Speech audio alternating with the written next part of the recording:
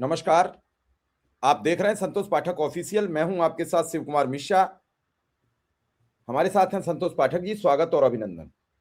बहुत बहुत धन्यवाद शिव जी। और आज सबसे पहले तो एनसीपी के दिग्गज नेता, वरिष्ठ नेता, एनसीपी के राष्ट्रीय अध्यक्ष, महाराष्ट्र के उप मुख्यमंत्री अजीत पवार के दुखद निधन पर मैं और शिव जी हम दोनों की तरफ से अपनी हार्दिक संवेदनाएं व्यक्त करते हैं और शोक संतप्त परिवार के प्रति भी अपनी संवेदनाएं व्यक्त करते हैं। ईश्वर से प्रार्थना करते हैं कि उन्हें मोक्ष की प्रदान करें, मुक्ति प्रदान करें।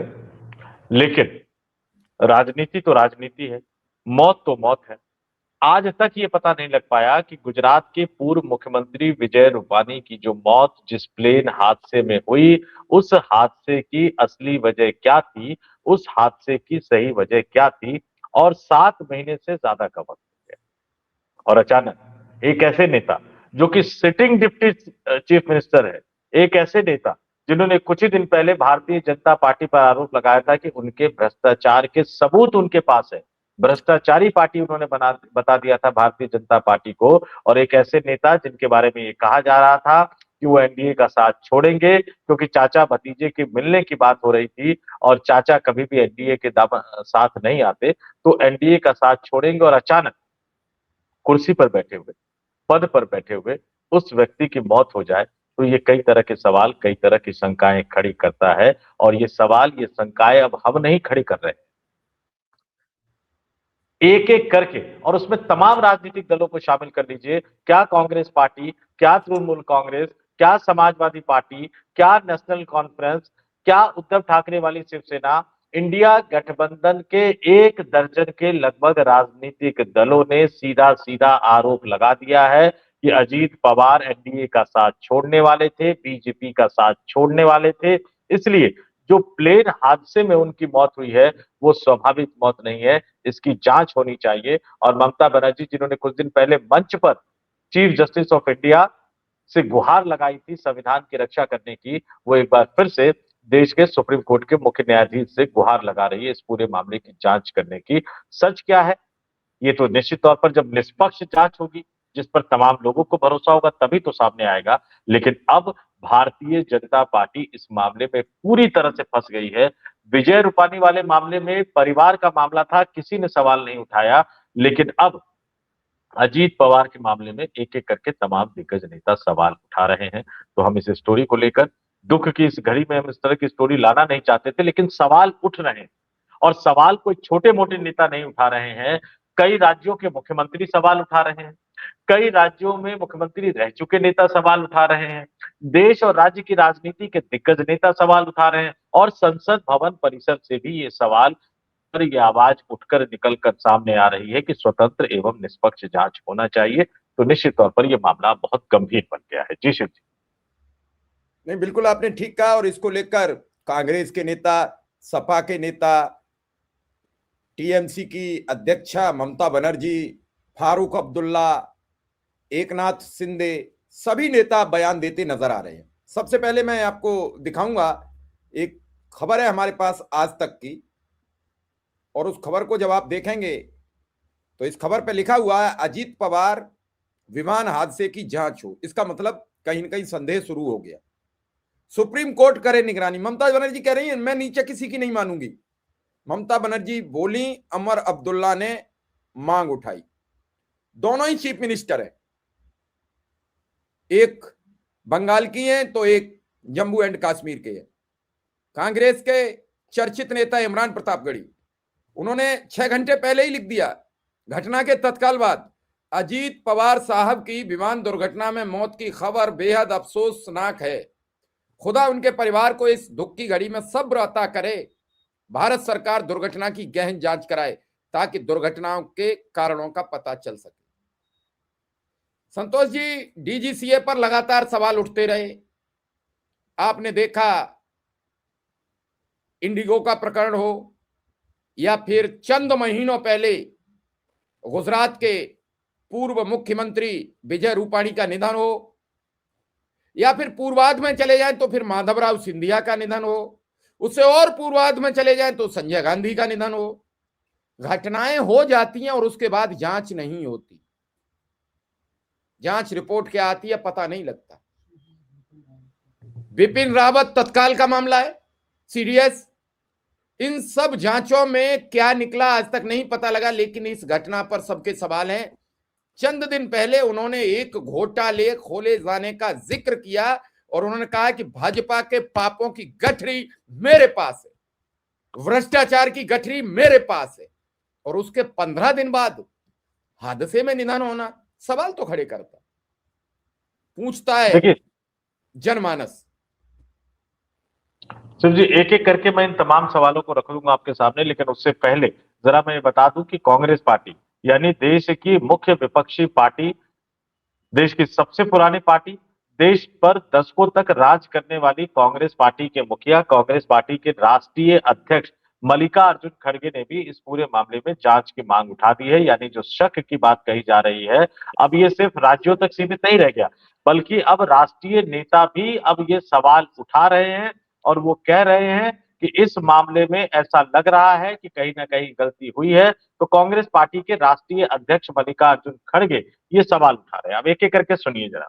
कांग्रेस पार्टी के राष्ट्रीय अध्यक्ष, जम्मू कश्मीर के मुख्यमंत्री, नेशनल कॉन्फ्रेंस के नेता उमर अब्दुल्ला सवाल उठा रहे हैं। ममता बनर्जी जो कि तृणमूल कांग्रेस की मुखिया है, तृणमूल कांग्रेस की सर्वे सर्वा है, वो इस तरह से सवाल उठा रही हैं। और ये जो तमाम सवाल उठकर निकलकर सामने आ रहे हैं, मल्लिकार्जुन खड़गे की बात हो, ममता बनर्जी की बात हो, अखिलेश यादव की बात हो, उमर अब्दुल्ला की बात हो, आपने इमरान प्रतापगढ़ी का नाम दिया, उद्धव ठाकरे के सांसद संजय राउत की बात हो, शायद ही कोई राजनीतिक दल जो विपक्षी गठबंधन में है वो इस पर सवाल नहीं उठा रहा। और आपने शुरुआत में, चूंकि ममता बनर्जी ने बड़ी बात कही, इसलिए ममता बनर्जी की बात बताना जरूरी है। पश्चिम बंगाल के मुख्यमंत्री, तृणमूल कांग्रेस की मुखिया ममता बनर्जी और ने इसको हादसा मानने से इनकार कर दिया है। जम्मू कश्मीर के मुख्यमंत्री उमर अब्दुल्ला ने भी इसको हादसा मानने से इनकार कर दिया है।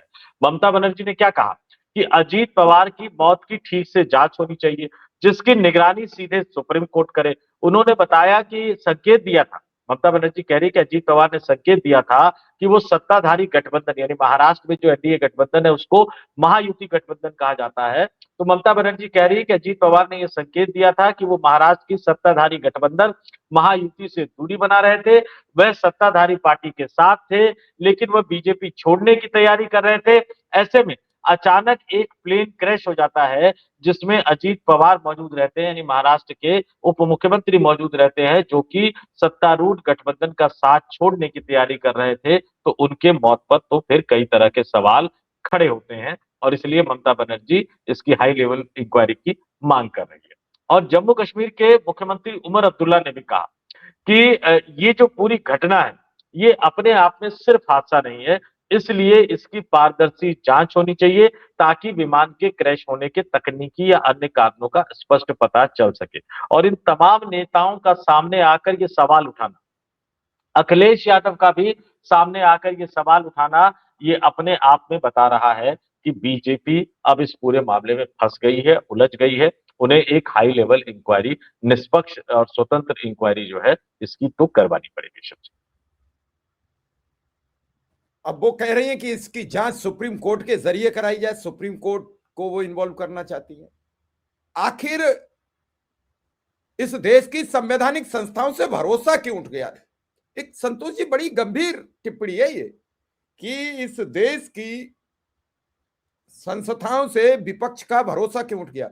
चुनावी प्रक्रिया पर चुनाव आयोग पर भरोसा नहीं, ईडी के रेड पर ईडी पर भरोसा नहीं, सीबीआई की जांच पर सीबीआई जांच पर भरोसा नहीं, फिर कौन जांच करेगा? यही 3-4 विभाग हैं जो जांच करते हैं। तो उनका ये बयान आना कि बीजेपी के भ्रष्टाचार की फाइल है हमारे पास, और ये मैं नहीं कह रहा हूं, ये तो अखबार की खबरें हैं, सबने छपी हैं 15 जनवरी के आसपास, 14-15 जनवरी में।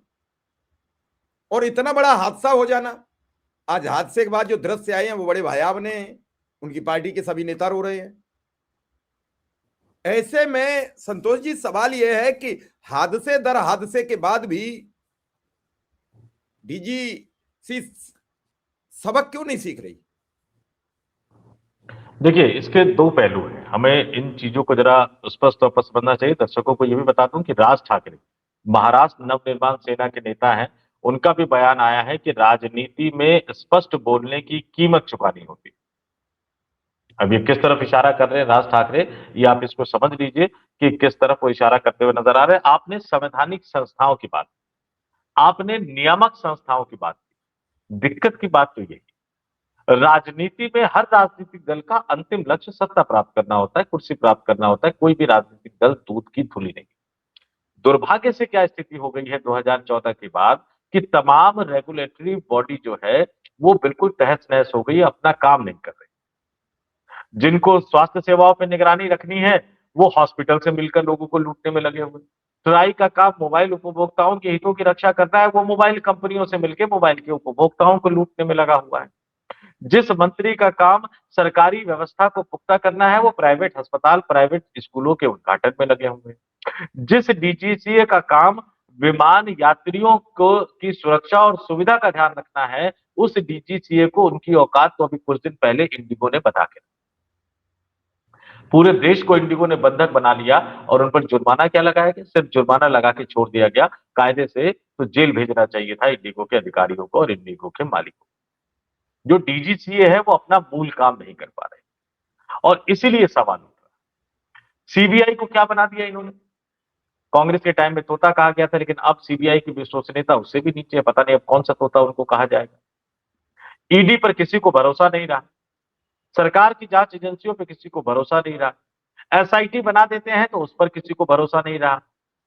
इसलिए ये इस देश का दुर्भाग्य है कि अब इस देश के कई राज्यों के सिटिंग मुख्यमंत्री हो या दिग्गज नेता हो, उनको भी अब ये कहना पड़ता है कि स्वतंत्र, निष्पक्ष एवं पारदर्शी जांच होनी चाहिए और इसके लिए उन्हें सरकार के किसी सिस्टम पर भरोसा नहीं है और इसलिए ममता बनर्जी को सुप्रीम कोर्ट से ही गुहार लगानी पड़ रही है। शिव जी, क्या लगता है इस जांच में कुछ होगा? मैं बड़ा बेबाक आपसे राय पूछ रहा हूं। जांचें बहुत हुई, कई जांचों के आज तक कोई बातें, तथ्य सामने नहीं आए, तो लोगों के सवाल तो उठाएंगे देखो संतोष जी, और लोग जानना भी चाहते हैं कि आखिर जांच में निकला क्या, जांच में कहीं आंच आई क्या? देखिए, ये दो तीन चीजें आप समझिए। जो गुजरात के पूर्व मुख्यमंत्री विजय रूपानी साहब का जो हुआ 12 जून 2025, 7 महीने के लगभग हो गए, कोई नतीजा नहीं आया। क्या जांच हुई, कैसे जांच हुई, कहां जांच आगे बढ़ी, इसका कोई नतीजा यहां पर कहीं भी निकलकर सामने नहीं, इसलिए सवाल खड़े हो रहे हैं। अब ये जो मामला है, ये तय मानकर चलिए शिव जी, आज मैं आपको बता रहा हूं, ये तय मानकर चलिए कि इस मामले में अब सरकार सिर्फ डीजीसीए जांच की बात कहकर मुक्ति नहीं पा सकती है। ये तो डीजीसीए का प्राथमिक दायित्व होता है, प्राइमरी ड्यूटी होती है कि इस तरह के हर विमान हादसे की जांच जो है वो डीजीसीए करे। लेकिन डीजीसीए ने जैसा विजय रूपानी वाले मामले में किया, अब उससे सबक लेकर जो विपक्षी राजनीतिक दल है अब सिर्फ और सिर्फ डीजीसीए की जांच से संतुष्ट नहीं होंगे।